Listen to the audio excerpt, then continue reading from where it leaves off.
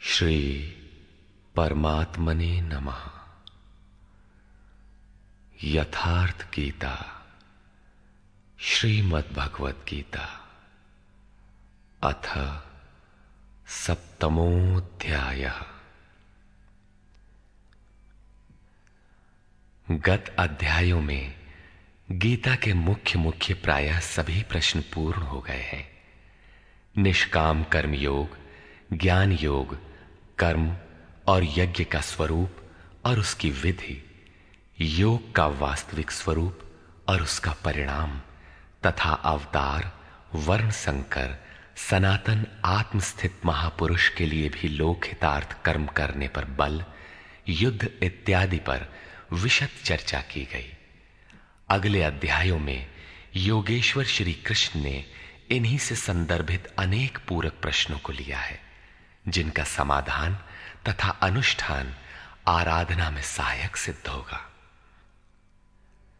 छठे अध्याय के अंतिम श्लोक में योगेश्वर ने यह कहकर प्रश्न का स्वयं बीजारोपण कर दिया कि जो योगी मद्गतेनांतरात्मना, मुझ में अच्छी प्रकार स्थित अंतःकरण वाला है, उसे मैं अतिशय श्रेष्ठ योगी मानता हूं।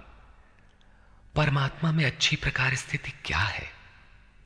बहुत से योगी परमात्मा को प्राप्त तो होते हैं, फिर भी कहीं कोई कमी उन्हें खटकती है। लेश मात्र भी कसर न रह जाए, ऐसी अवस्था कब आएगी? संपूर्णता से परमात्मा की जानकारी कब आएगी, कब होती है? इस पर योगेश्वर श्री कृष्ण कहते हैं, श्री भगवान उवाच,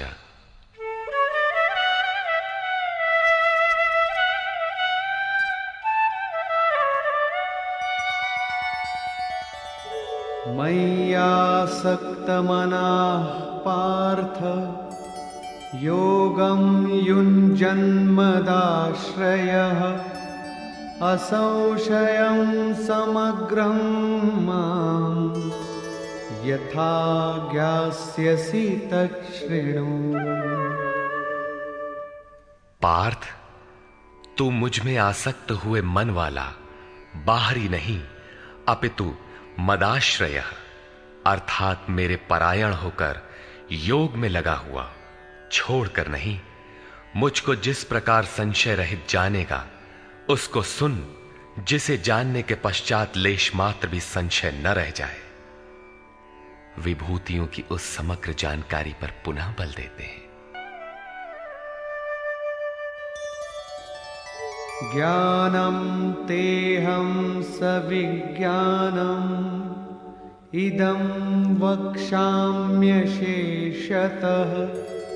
यज्ज्ञात्वा नेह भूयोऽन्यत् ज्ञातव्यमवशिष्यते। मैं तेरे लिए इस विज्ञान सहित ज्ञान को संपूर्णता से कहूंगा। पूर्ति काल में यज्ञ जिसकी सृष्टि करता है, उस अमृत तत्व की प्राप्ति के साथ मिलने वाली जानकारी का नाम ज्ञान है। परम तत्व परमात्मा की प्रत्यक्ष जानकारी का नाम ज्ञान है। महापुरुष को एक साथ सर्वत्र कार्य करने की जो क्षमता मिलती है, वो विज्ञान है। कैसे वो प्रभु एक साथ सबके हृदय में कार्य करता है, किस प्रकार वो उठाता, बैठाता और प्रकृति के द्वंद्व से निकालकर स्वरूप तक की दूरी तय करा लेता है, उनकी इस कार्य प्रणाली का नाम विज्ञान है। इस विज्ञान सहित ज्ञान को संपूर्णता से कहूंगा, जिसे जानकर, सुनकर नहीं, संसार में और कुछ भी जानने योग्य नहीं रह जाएगा। मानने वालों की संख्या बहुत कम है।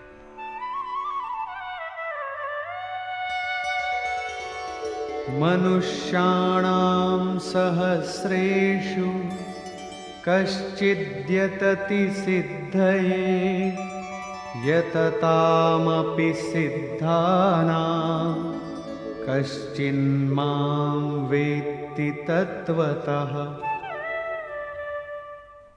हजारों मनुष्यों में कोई ही मनुष्य मेरी प्राप्ति के लिए यत्न करता है, और उन यत्न करने वाले योगियों में भी कोई विरला ही पुरुष मुझे तत्व अर्थात साक्षात्कार के साथ जानता है। अब समग्र तत्व है कहां? एक स्थान पर पिंड रूप में है अथवा सर्वत्र व्याप्त है? इस पर योगेश्वर श्री कृष्ण कहते हैं,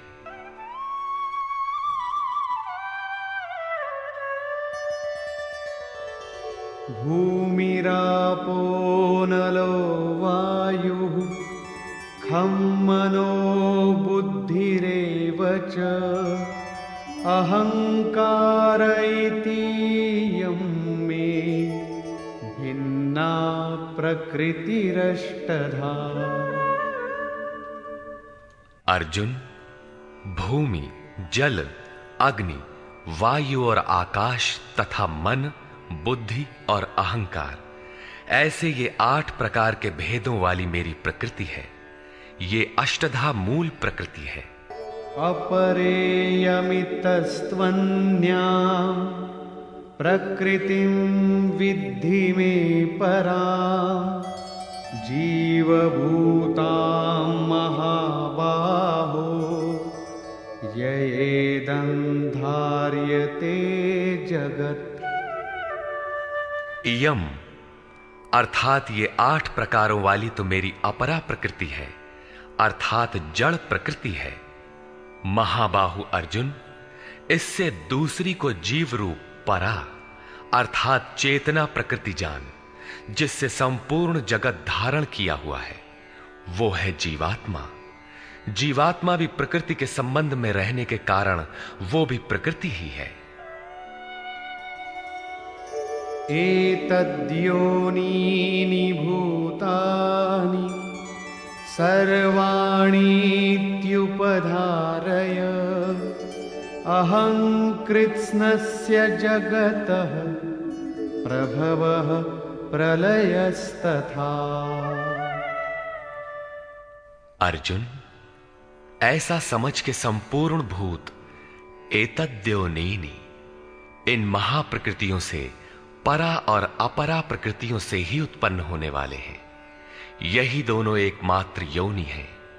मैं संपूर्ण जगत की उत्पत्ति तथा प्रलय रूप हूं, अर्थात मूल कारण हूं। जगत की उत्पत्ति मुझसे है और प्रलय अर्थात विलय भी मुझ में है।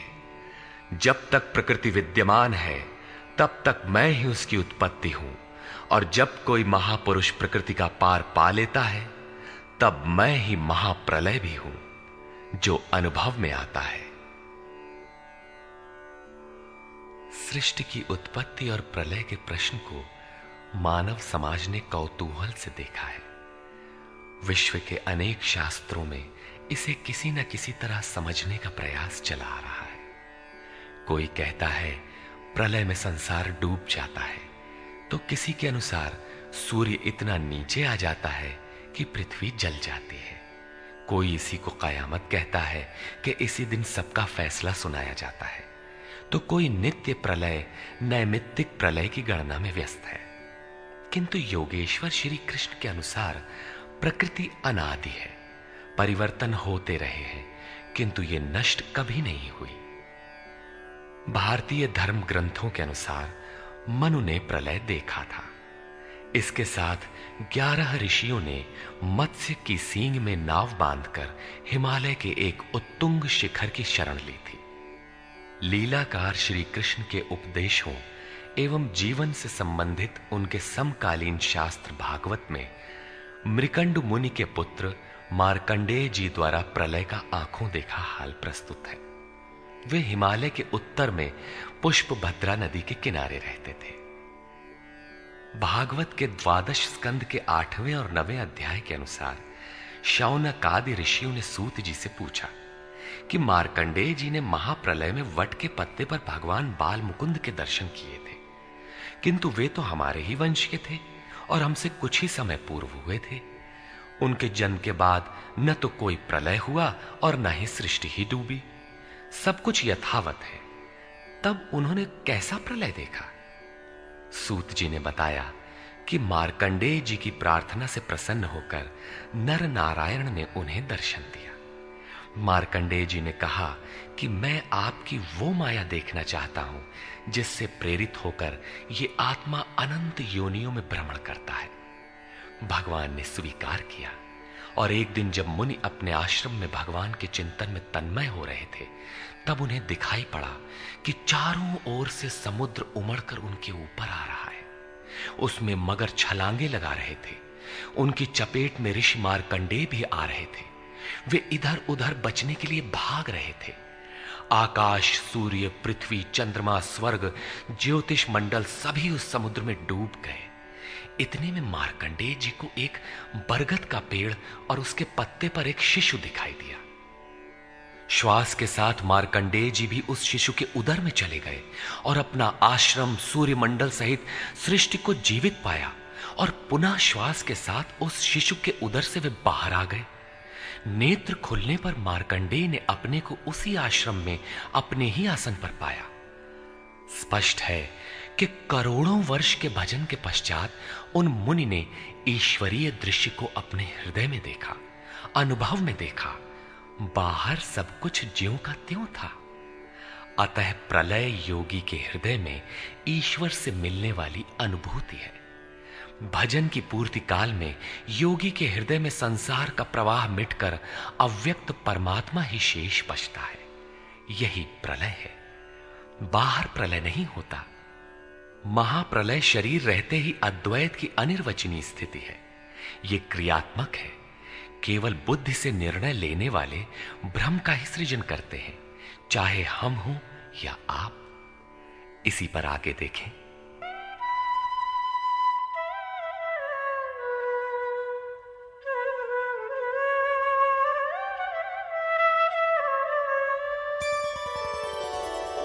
मत्तः परतरं नान्यत् किंचिदस्ति धनंजय मयि सर्वमिदं प्रोतं सूत्रे मणिगणा इव। धनंजय, मेरे सिवाय किंचन मात्र भी दूसरी वस्तु नहीं है। ये संपूर्ण जगत सूत्र में मणियों के सदृश मेरे में गुथा हुआ है तो, परंतु जानेंगे कब? जब इस अध्याय के प्रथम श्लोक के अनुसार अनन्यासक्ति अर्थात भक्ति से मेरे परायण होकर योग में उसी रूप से लग जाए। इसके बिना नहीं, योग में लगना आवश्यक है।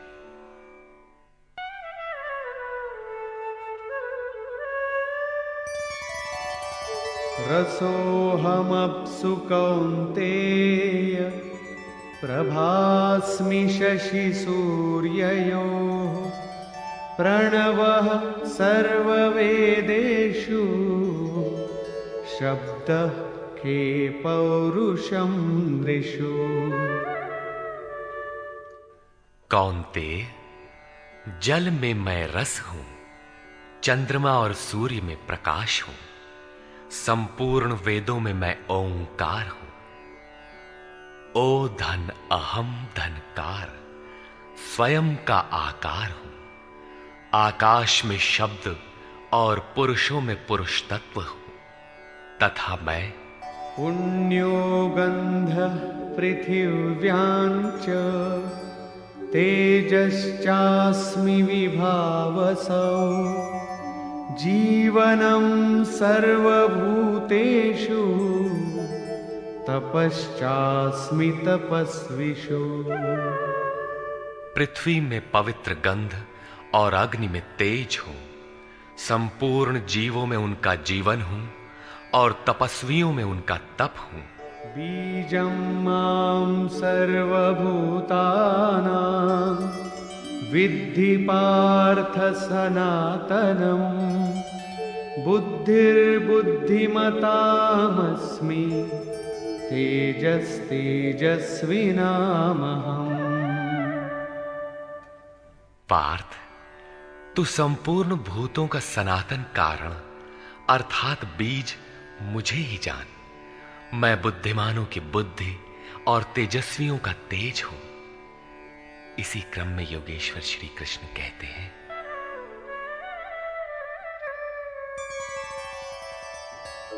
बलं बलवतां चाहं कामरागविवर्जितं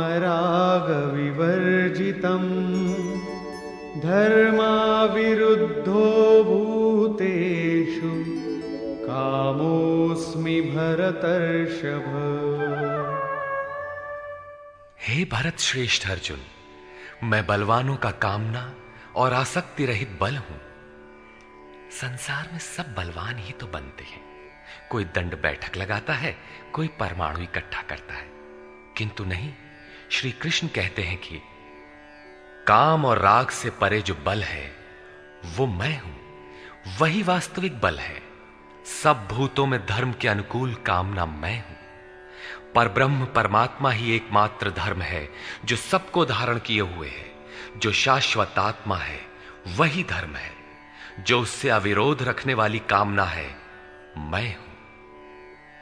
आगे भी श्री कृष्ण ने कहा कि अर्जुन, मेरी प्राप्ति के लिए इच्छा कर। सब कामनाएं तो वर्जित हैं, किंतु उस परमात्मा को पाने की कामना आवश्यक है, अन्यथा आप साधन कर्म में प्रवृत्त नहीं होंगे। ऐसी कामना भी मेरी ही देन है।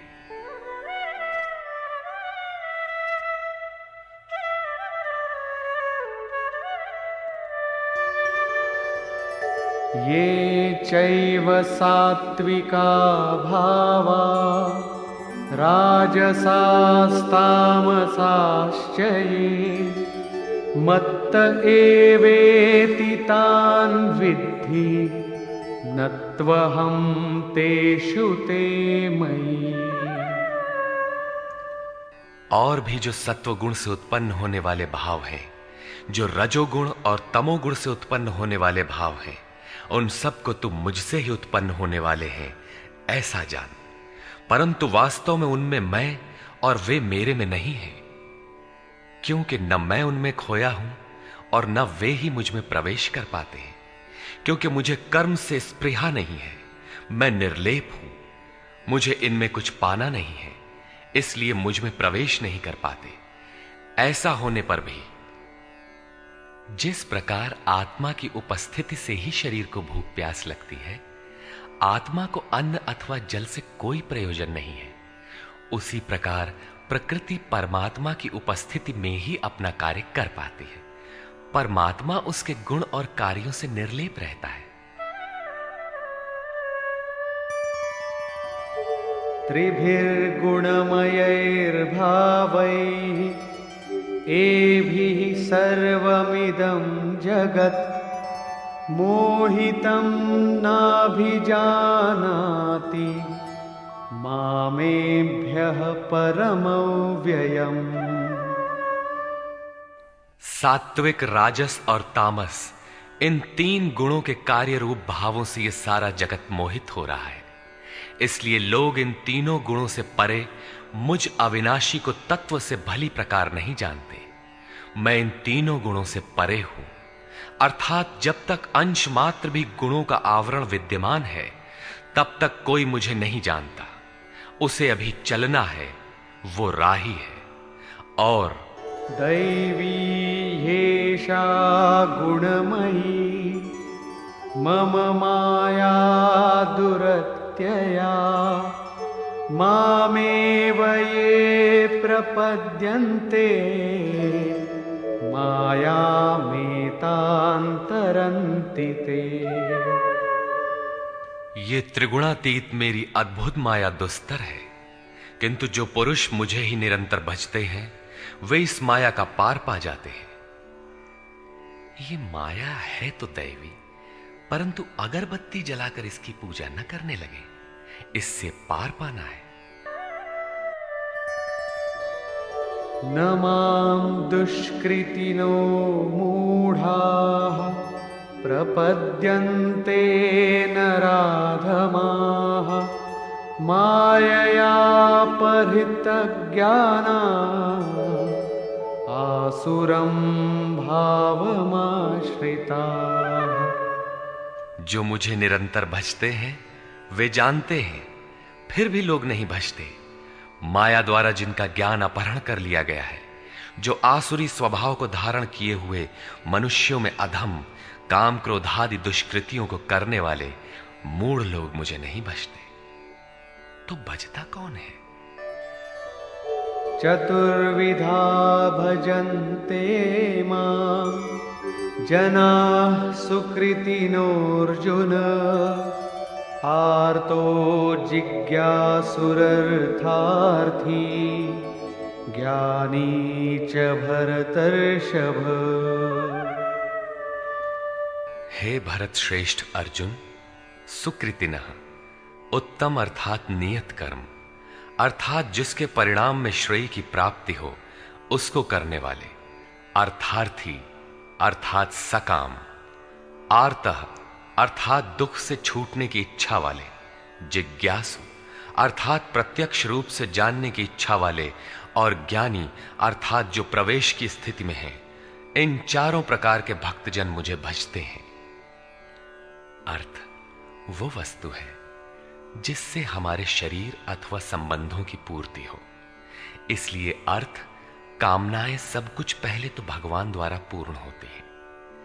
भगवान श्री कृष्ण कहते हैं कि मैं ही पूर्ण करता हूं, किंतु इतना ही वास्तविक अर्थ नहीं है। आत्मिक संपत्ति ही स्थिर संपत्ति है, यही अर्थ है। सांसारिक अर्थ की पूर्ति करते करते भगवान वास्तविक अर्थ आत्मिक संपत्ति की ओर बढ़ा देते हैं, क्योंकि वे जानते हैं कि इतने ही से मेरा भक्त सुखी नहीं होगा।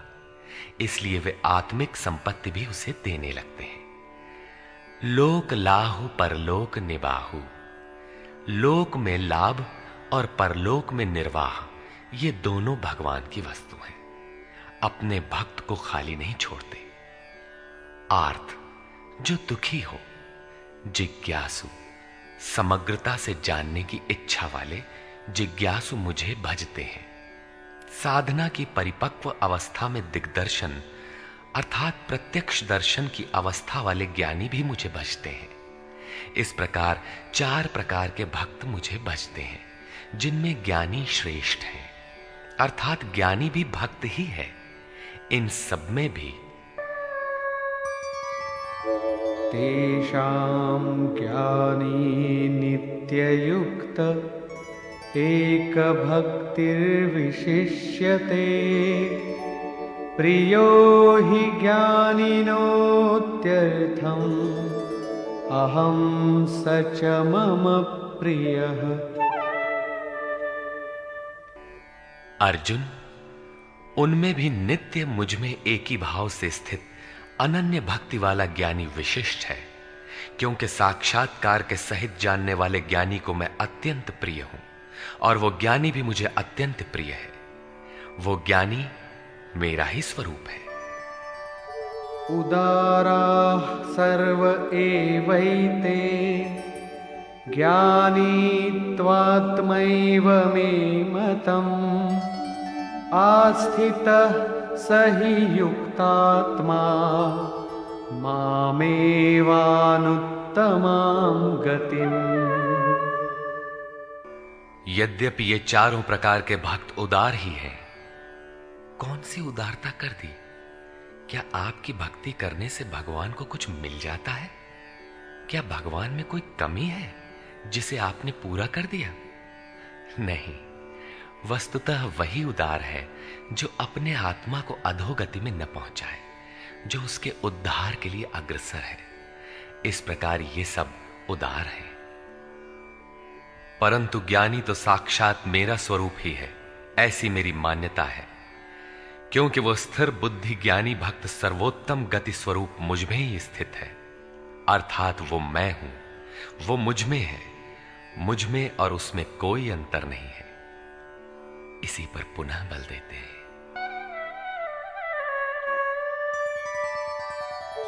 बहूनां जन्मनामन्ते ज्ञानवान् मां प्रपद्यते वासुदेवः सर्वमिति स महात्मा सुदुर्लभः। अभ्यास करते करते बहुत जन्मों के अंत के जन्म में, प्राप्ति वाले जन्म में साक्षात्कार को प्राप्त हुआ ज्ञानी सब कुछ वासुदेव ही है, इस प्रकार मेरे को भजता है, वो महात्मा अति दुर्लभ है। वो किसी वासुदेव की प्रतिमा नहीं गढ़वाता, बल्कि अपने भीतर ही उस परम देव का वास पाता है। उसी ज्ञानी महात्मा को श्री कृष्ण तत्वदर्शी भी कहते हैं। इन्हीं महापुरुषों से बाहर समाज में कल्याण संभव है। इस प्रकार के प्रत्यक्ष तत्वदर्शी महापुरुष श्री कृष्ण के शब्दों में अति दुर्लभ है। जब श्रेय और प्रेय अर्थात मुक्ति और भोग दोनों ही भगवान से मिलते हैं, तब तो सभी को एकमात्र भगवान का भजन करना चाहिए। फिर भी लोग उन्हें नहीं भजते। क्यों? श्री कृष्ण के ही शब्दों में,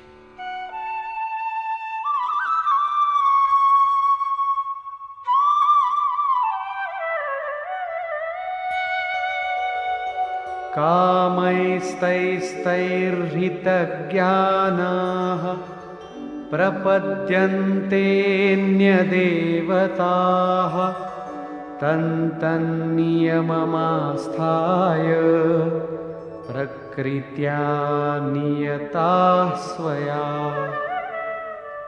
वो तत्वदर्शी महात्मा अथवा परमात्मा ही सब कुछ है। लोग ऐसा समझ नहीं पाते, क्योंकि भोगों की कामनाओं द्वारा लोगों का विवेक अपहरण कर लिया गया है। इसलिए वे अपनी प्रकृति अर्थात जन्म जन्मांतरों से अर्जित संस्कारों के स्वभाव से प्रेरित होकर मुझ परमात्मा से भिन्न अन्य देवताओं और उनके लिए प्रचलित नियमों की शरण लेते हैं। यहां अन्य देवता का प्रसंग पहली बार आया है। यो यो यां यां तनुं भक्तः श्रद्धयार्चितुमिच्छति तस्य तस्याचलां श्रद्धां तामेव विदधाम्यहम्।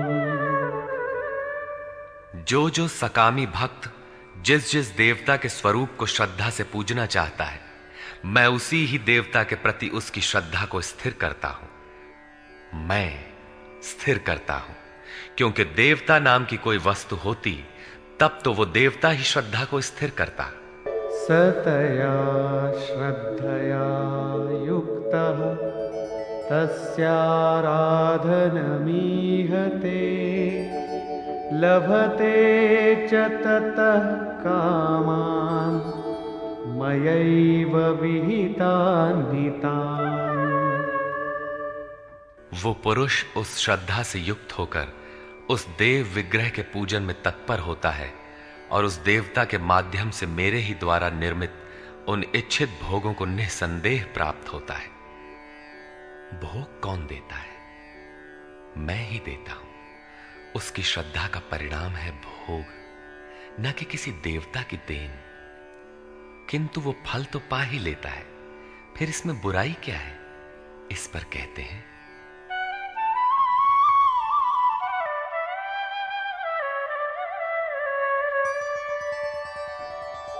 अन्तवत्तु फलं तेषां तद्भवत्यल्पमेधसां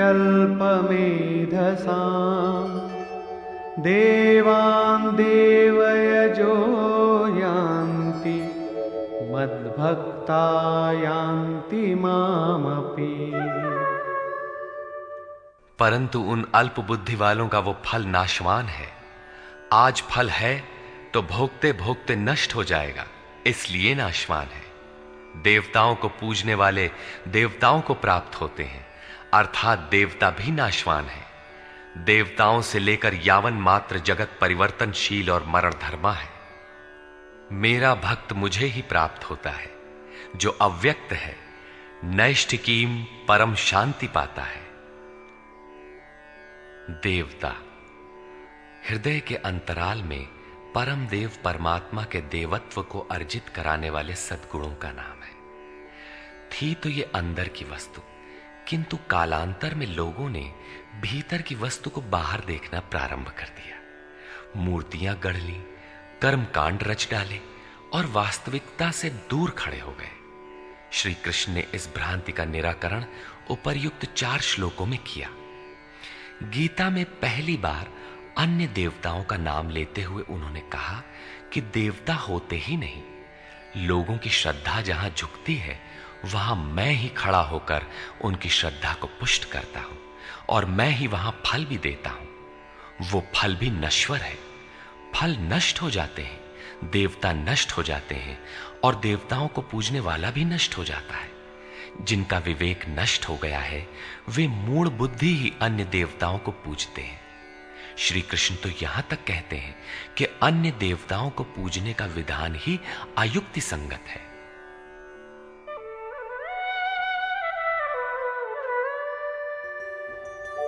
अव्यक्तं व्यक्तिमापन्नं मन्यन्ते माम बुद्धयः परं भावमजानन्तो ममाव्ययमनुत्तमम्। यद्यपि जब देवताओं के नाम पर देवता नाम की कोई वस्तु है ही नहीं, जो फल मिलता है वो भी नाशवान है, फिर भी सब लोग मेरा भजन नहीं करते, क्योंकि बुद्धिहीन पुरुष अर्थात कामनाओं द्वारा जिनका ज्ञान अपहृत हो गया है वे मेरे सर्वोत्तम, अविनाशी और परम प्रभाव को भली प्रकार नहीं जानते। इसलिए वे मुझ अव्यक्त पुरुष को व्यक्ति भाव को प्राप्त हुआ मानते हैं, मनुष्य मानते हैं। अर्थात श्री कृष्ण भी मनुष्य शरीरधारी योगी थे, योगेश्वर थे। जो स्वयं योगी हो और दूसरों को भी योग प्रदान करने की जिनमें क्षमता हो उन्हें योगेश्वर कहते हैं। साधना के सही दौर में पड़कर क्रमशः उत्थान होते होते महापुरुष भी उसी परम भाव में स्थित हो जाते हैं। शरीरधारी होते हुए भी वे उसी अव्यक्त स्वरूप में स्थित हो जाते हैं। फिर भी कामनाओं से विवश मंद बुद्धि के लोग उन्हें साधारण व्यक्ति ही मानते हैं। वे सोचते हैं कि हमारी ही तरह तो ये भी पैदा हुए हैं, भगवान कैसे हो सकते हैं। उन बेचारों का दोष भी क्या है, दृष्टिपात करते हैं तो शरीर ही दिखाई पड़ता है। वे महापुरुष के वास्तविक स्वरूप को देख क्यों नहीं पाते। इस पर योगेश्वर श्री कृष्ण से ही सुने।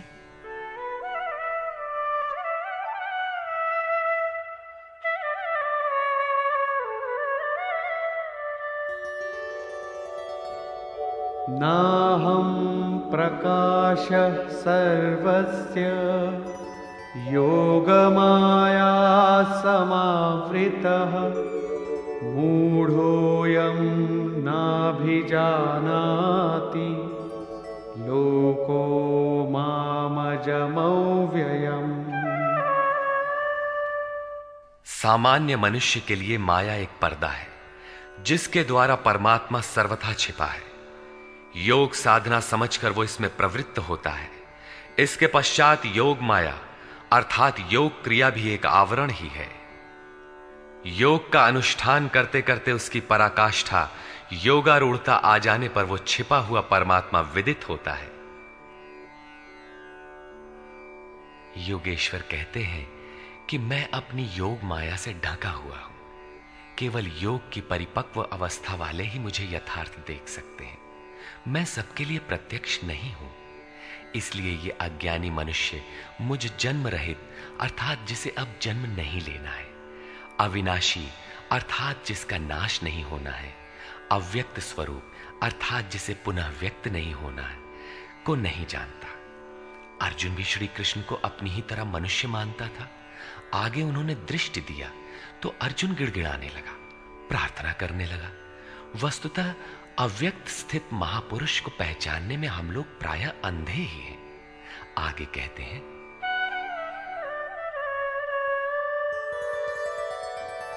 वेदाहं समतीतानि वर्तमानानि चार्जुन भविष्याणि च भूतानि मां तु वेद न कश्चन। अर्जुन, मैं अतीत, वर्तमान और भविष्य में होने वाले संपूर्ण प्राणियों को जानता हूं, परंतु मुझे कोई नहीं जानता। क्यों नहीं जान पाता? इच्छा द्वेष समुत्थेन द्वन्द्वमोहेन भारत सर्वभूतानि सम्मोहं सर्गे यान्ति परन्तप। भरतवंशी अर्जुन, इच्छा और द्वेष अर्थात राग द्वेषादि द्वंद्व के मोह से संसार के संपूर्ण प्राणी अत्यंत मोह को प्राप्त हो रहे हैं, इसलिए मुझे नहीं जान पाते। तो क्या कोई जानेगा ही नहीं? योगेश्वर श्री कृष्ण कहते हैं,